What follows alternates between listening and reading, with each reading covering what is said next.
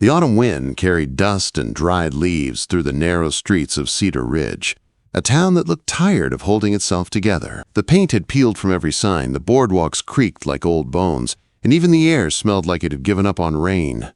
Sam McKenna rode in slow, the sound of his horse's hooves echoing down the near-empty street. Man and beast both looked worn by years of hard miles and harder choices. His hat brim shadowed a face carved by weather and silence. Deep lines cut around gray eyes that had seen too much of everything except peace. He'd been gone from civilization for more than 2 decades, living in the mountains where the wind spoke louder than people, and solitude became a kind of medicine. But even a man who'd made peace with loneliness had to come down sometimes, for supplies, for whiskey, for something that tasted like company. The townsfolk watched him, with that particular suspicion small towns saved for strangers. Mrs. Henderson, sweeping her porch, paused mid-stroke and squinted his way. Sam tipped his hat politely. She didn't return the gesture. He was used to that. Folks didn't trust drifters, especially ones with scars they couldn't name. Cedar Ridge's main street offered the basics: a general store, a blacksmith who doubled as a stable hand, the doctor's office with its peeling white paint, and at the far end, a saloon with faded letters reading Sagebrush Tavern. Sam guided his horse there, drawn by the promise of whiskey strong enough to wash the dust from his throat. He tied the reins, patting his horse's neck. "Won't be long, Moses." The horse snorted, as if it knew better. Sam's "not long" could stretch from hours to days. Inside the saloon, talk dipped when he walked in. It always did. A stranger in worn leather carried a kind of storm with him, one that men measured before deciding whether to challenge or ignore. He took a seat at the far end of the bar, back to the wall, eyes on the room.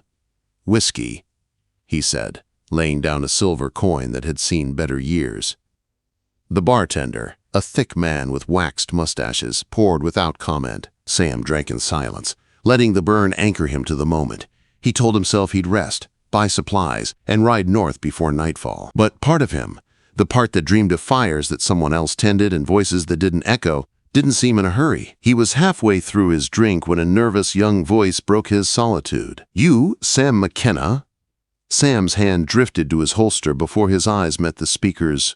A lanky boy, barely grown, hat too big, boots too small. "Depends who's asking." "Jake Morrison, sir, Doc's boy. Got a letter for you. Been sitting at the office near a month now." "A letter?" Sam's tone was dry, surprised. "You sure it's for me?" "Yes, sir. Samuel Josiah McKenna, from Virginia. That's what it says." Jake held out a crisp envelope. Sam stared at it like it was a rattlesnake. He hadn't gotten mail in 23 years. Folks who might have written him were long dead or had quit trying.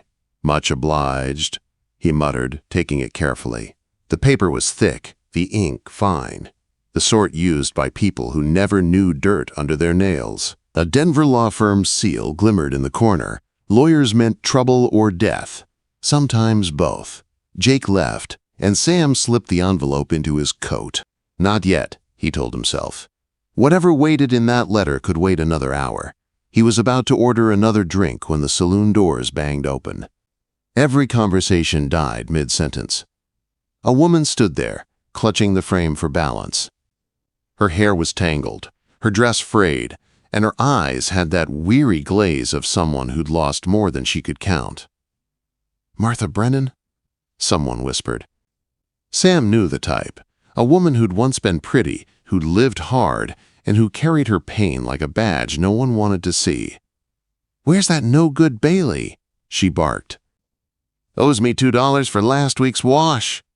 "Martha," the bartender sighed. "Ain't seen him today. Maybe go home, huh?" "Home?" She laughed, a bitter sound. "That shack's falling apart faster than my patience." Her gaze roamed the room, daring someone to meet her eye, until it landed on Sam. Her expression changed. Sharp and thoughtful, she studied him the way a gambler studies a deck. Then she started toward him, her steps unsteady but determined. "You," she said, pointing a trembling finger. "You're new." "Just passing through, ma'am." "Good. Then you're not ruined yet." She sat beside him without invitation. Up close, Her age was hard to guess. 50, maybe 60. Her face lined, but not unkind. "Martha Brennan," she said, offering a calloused hand. "Widow these 8 years. Thanks to a mind that couldn't hold its own weight. Sorry for your loss." "Ancient history," she waved off. "You married?" Sam blinked. "No, ma'am." "Looking to be?" He nearly choked on his drink. "No." Martha smirked. "That's what they all say. But a man your age, living alone, it gets cold in the winter. Quiet, too. You start talking to yourself just to remember what a voice sounds like." Sam said nothing. She wasn't wrong. "I've got a daughter," Martha went on. "Good girl, hard worker. Can cook, sew, chop wood, tend a garden that'd make the good Lord jealous." "Ma'am!" "She's strong," Martha interrupted. "Big-boned, like my side of the family. Not one of those fragile things that break when the wind blows. She needs a man who won't be scared of her strength." Sam pushed back his chair. "I should be—" "Sit down," she said sharply. "I ain't asking for charity. Just dinner. One meal. That's all." He hesitated. There was something raw in her eyes. The kind of love only a mother could carry, tangled with shame, pride, and desperation. "You'd be doing her a kindness," she said softly. "She's 28 and never had a man look at her without mockery. Folks call her names they wouldn't dare say to me. But she's beautiful, Mr. McKenna. Not the kind that fades, the kind that lasts." Sam stared into his glass, the amber liquid catching the dim light. "I'm not a settling man, Mrs. Brennan." "Maybe not," she said, rising unsteadily. "But we'll set a place anyway. Been setting one for years now, just in case." She looked back at him from the door, her voice quieter. "Yellow house at the end of Maple Street. You'll know it by the garden." Quote. Then she was gone, leaving only the faint smell of whiskey and worn hope behind her. Sam exhaled slowly, the silence of the room pressing in again. The bartender refilled his glass without asking. "Don't mind Martha," he said. "Been trying to marry that girl off for years. Shame, really. Molly's a good soul. Town don't deserve her." "Molly?" Sam repeated quietly. He left the saloon a while later, the unopened letter still heavy in his pocket. He'd meant to find a bed and forget the whole encounter. But when he passed Maple Street, his eyes strayed to the end. To a yellow house standing proud against the dying light, a small garden bright with stubborn flowers that refused to quit. He told himself he was only looking, but as the wind stirred the leaves around his boots, Sam McKenna felt something he hadn't felt in 23 years. Curiosity. And that, for a man like him, was dangerous. Morning came cold and bright over Cedar Ridge, the kind of day when the air smelled of wood smoke and promise. Sam McKenna had meant to leave before sunrise, but something kept him lingering. The letter from Denver sat unopened on the nightstand, and the thought of that yellow house at the end of Maple Street tugged at him like a quiet voice he couldn't ignore. By the time he saddled Moses and rode toward the general store, his route had already changed. He told himself he was just passing by, a man curious about a garden, nothing more. But when the house came into view, sunlight glinting off its white fence and rows of hardy vegetables still clinging to life despite the chill, he found himself stopping altogether. He was leaning on the gate, studying the careful order of the place, when a voice startled him. "Can I help you, sir?" He turned. A woman stood on the porch, holding a basket of cabbages and carrots. Her brown hair was pinned in a simple bun, wisps catching the light. Her blue eyes, clear as the summer sky, met his without fear, only a quiet curiosity. "Molly Brennan," Sam said, tipping his hat. "Your mother mentioned you."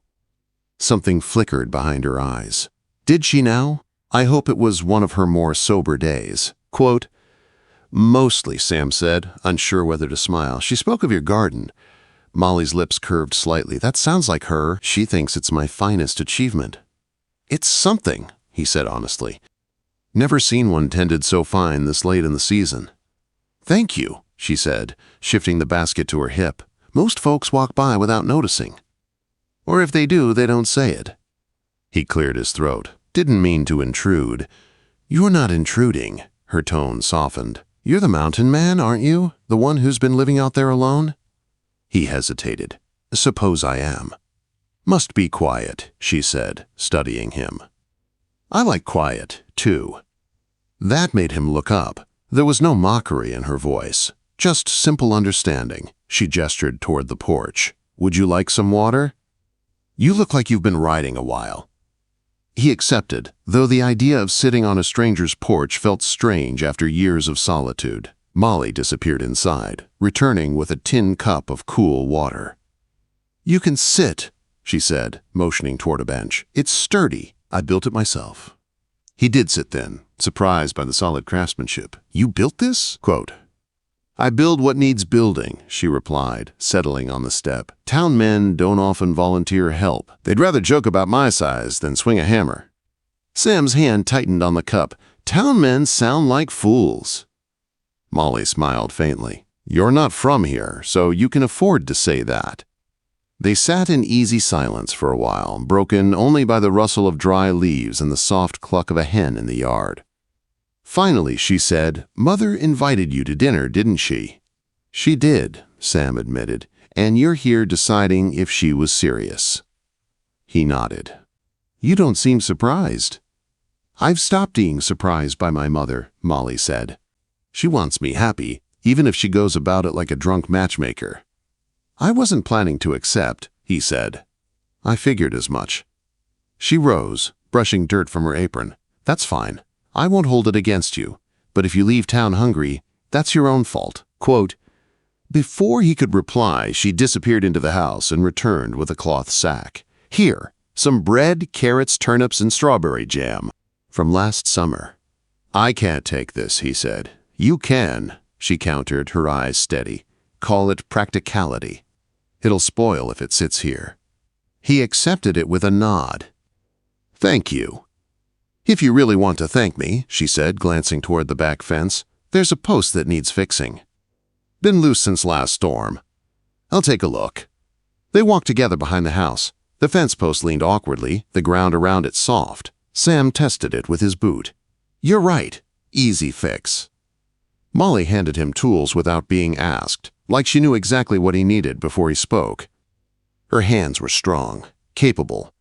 He worked in silence while she watched, the rhythm of his hammer echoing through the quiet yard. "There," he said after a while. "That should hold through winter." "Thank you," she said. "You didn't have to." "Neither did you with the food." Her smile was small, but it reached her eyes. "Seems we're both bad at doing what we're supposed to." "Maybe that's not always bad," he said softly. For a long moment they just looked at each other. Sam wasn't a man used to long gazes. He'd spent half his life avoiding them. But something about her steady blue eyes made him feel seen in a way he hadn't been in years. The moment broke when a familiar voice called from the front yard. "Molly, you home?" Quote, Martha Brennan appeared, cheeks flushed from walking, eyes sharp as ever.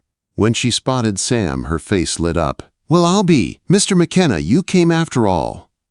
"Just passing by," Sam said. "Passing by my daughter's fence with a hammer in hand," she said, grinning wide. "That's a fine kind of coincidence." "Mother," Molly said under her breath. Martha ignored her. "He's staying for lunch. I insist." "Martha, I didn't." "Don't argue. You fix a woman's fence, you earn a meal." She winked, then added slyly, "And maybe dessert." Molly groaned softly. "Mother." But Sam found himself smiling, actually smiling, for the first time in years. "Fine," Molly said finally, throwing her hands up. "One meal and he goes." "Of course," Martha said cheerfully. "Now come wash up, both of you." No one eats in this house without clean hands.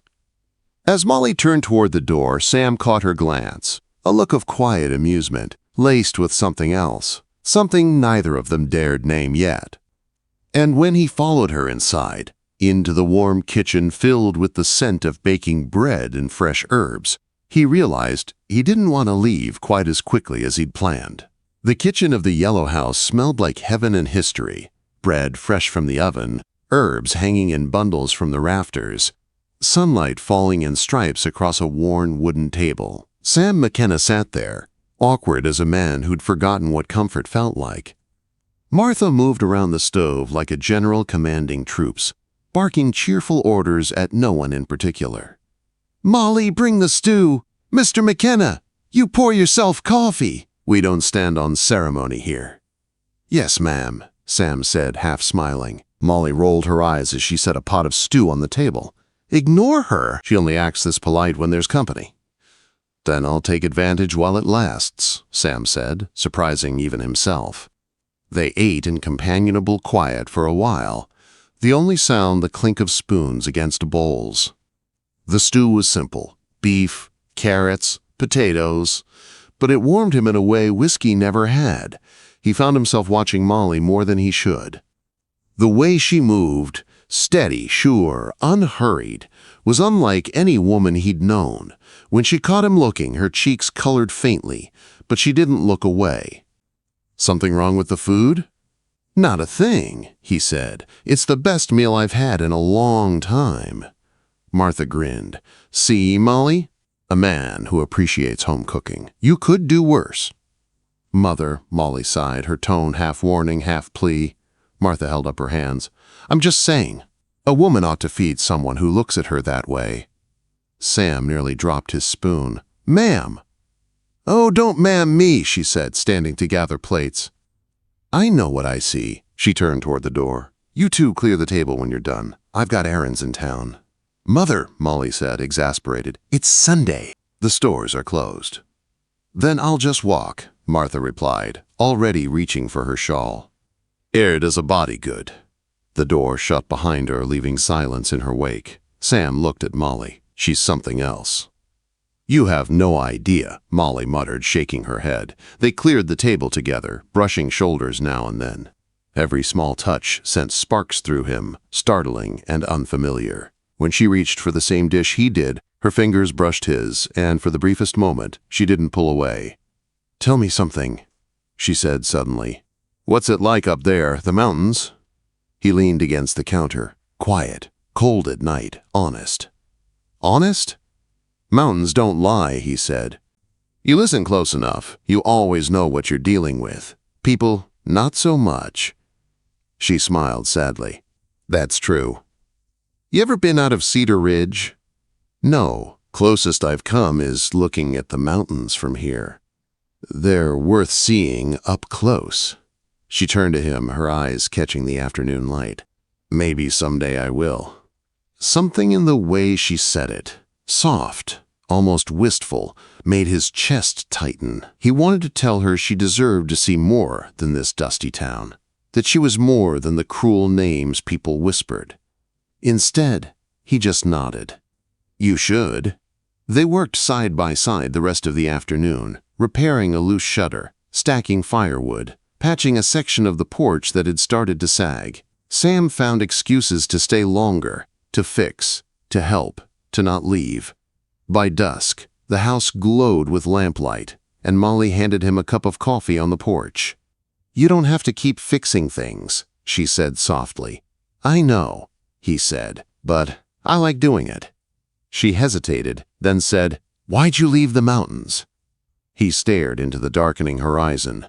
"Guess I got tired of talking to the wind. 23 years of silence'll do that to a man." Her voice dropped to a whisper. 23 years? Quote. He nodded. "Since I last lived among people, since I last—" He stopped himself, but her eyes waited, patient. "Since I last touched a woman." The confession hung between them, raw and unpolished. "I'm sorry," she said quietly. "Don't be. It was easier that way. No one to lose, no one to bury." Molly looked down at her hands. "That sounds lonely." "It was," he admitted. "But I didn't realize how much until now." She met his gaze then, something unspoken passing between them, something neither of them wanted to name but couldn't deny. The sound of footsteps broke the moment. Martha returned, humming and pretending not to notice the quiet tension in the air. "Evening's getting cold," she announced. "Mr. McKenna, you'll stay for supper." "I shouldn't." "You should," she interrupted. town will talk either way. Might as well give 'em something worth talking about." Molly groaned. "Mother!" Sam chuckled softly, surprising himself again. He'd forgotten what laughter felt like. Dinner passed with easy conversation. Afterward, Martha excused herself early, claiming tiredness that fooled no one. That left Sam and Molly again, alone in the flickering light of the hearth. She poured him another cup of coffee, her hand brushing his as she passed it. This time, neither pulled away. "You ever think about leaving again?" she asked quietly. "Every day," he said, "but now I don't know." "Why not?" He looked at her for a long moment before speaking. "Because for the first time in 23 years, I've got a reason to stay." Her breath caught, eyes wide. "Sam." He reached out, his calloused hand covering hers, rough skin against soft warmth. "You're the first woman I've touched in 23 years, he said, voice low, almost reverent. "And I forgot what it felt like to be alive until now." The silence that followed wasn't empty. It was full of understanding, of unspoken things that didn't need words. Molly's eyes glistened. "You don't know what you're saying." "I do," he said. "Maybe I don't deserve peace, but if I ever had a chance at it, I think it'd look a lot like sitting here with you." Outside, the wind rustled through the dry leaves, whispering through the garden that had drawn him here in the first place. Inside, two souls, long starved of warmth, found it at last, quietly, without fanfare. And in that small yellow house at the end of Maple Street, under the soft hum of the lantern, the mountain man who had forgotten how to live finally began to remember.